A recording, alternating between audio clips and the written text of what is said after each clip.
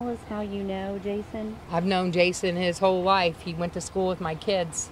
He lived at my house for several years while he was, trying to get his stuff together.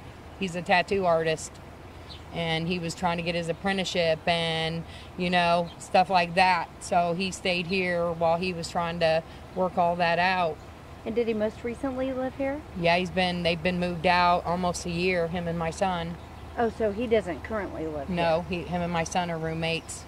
And where do they live now? Over by where the accident happened.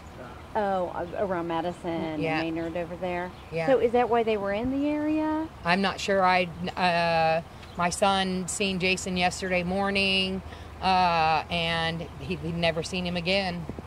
So, but, like I said, that's not Jason. That's not who Jason is. Jason's just not a person who will go out here and wave a gun or shoot a cop for, something had to have happened. I don't know if the wreck triggered something in his mind. I don't know if they were being chased. I don't know. I just know that it's not the Jason that I know. It's not the Jason that they know. We all know Jason and have for years and years and years. Jason's the only person that I can yell at when he's in trouble that doesn't yell back. That's how low-key Jason is. He's shy, he's timid, he's just not, how would you say it? He's not the kind of person who goes out and creates trouble. So never in 100 years you would ever think we'd be here? Not a million years. Not a killer, that's for sure. No. I'm sorry. He's definitely not a killer. He would never murder anyone. He would never harm anyone. So what happened, we don't know. Why it happened, we don't know. I mean, there had to have been something that triggered that. There's more to the story.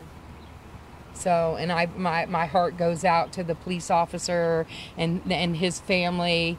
I'm sad for them. My heart breaks for them. I'd love to hug them and tell them that I'm sorry. And if there was something that we could do to fix it, we would. But we can't. And we just have to figure it out. I just don't understand any of it. My son is crushed. Jason, I can only imagine, So, but we just have to figure out what happened and go from there. He's your son's current roommate. Yes, right? He's my son's best friend and has been since, second grade? Jason lives for 3 things: tattoos, skateboarding, and, His son. and his son. And So that's it. He has. A 3-year-old. Does he have any other kids or just Nope, the 3-year-old just son? the 3-year-old. Yep. So you were saying earlier he's just not a cop killer. No, I mean, he's not a killer at all, He's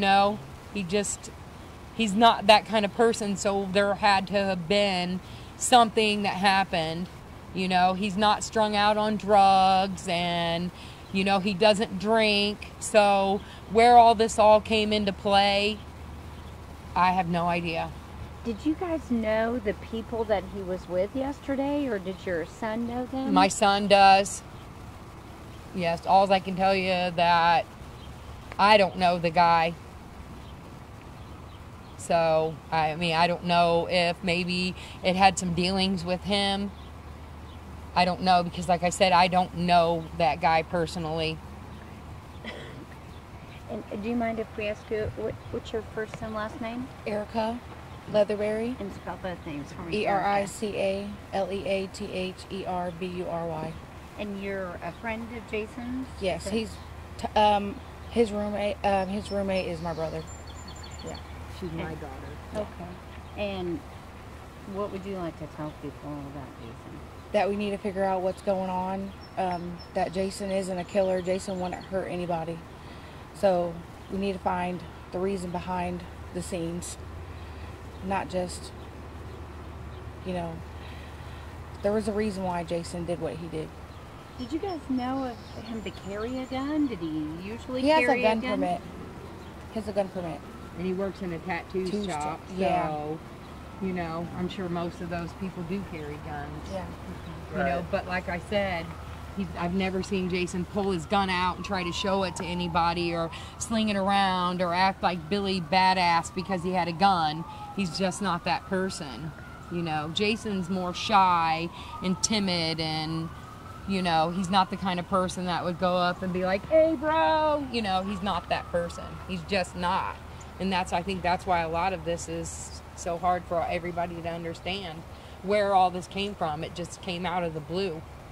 You know, and the only reason that we knew that was Jason for sure was because when they kept showing the car on the news, on the back of his car, of his license plates, it says Ink Man. And that's how we knew for sure that it was Jason's car. So that was his. Okay, Yeah. so it's not like he was driving somebody else's car. Nope, that was his car. And what tattoo shop does he work at? Delta 9. Delta 9. Is that on the south side or downtown? Yes, it's on Madison. On Madison. So this happened not too far from where he works then. And I know everybody's kind of been digging into like his police records, and it looks like he had like one misdemeanor. He's never for been in pot trouble. And just some. He's never been in trouble. You know, that's why we said he's a good kid. I don't think he's ever been on probation, you know, nothing like that. That's why this is, you know, he's not a trouble starter. He's just not. I think that's why if he was the kind of person that was out here getting in trouble all the time, I think we could more understand that, but he's not.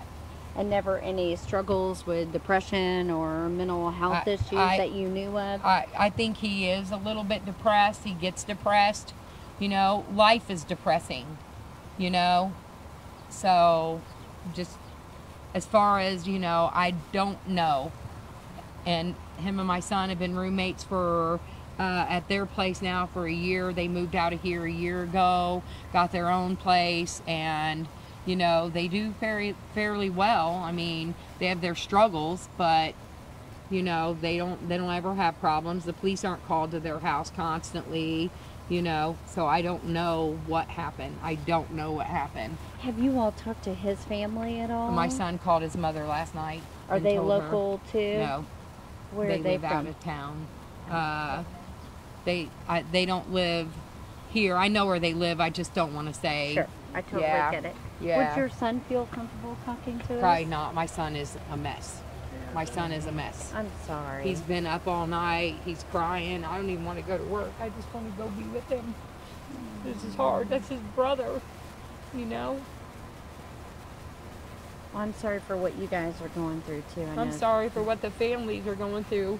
The police officer's family, the community, the Jason's family.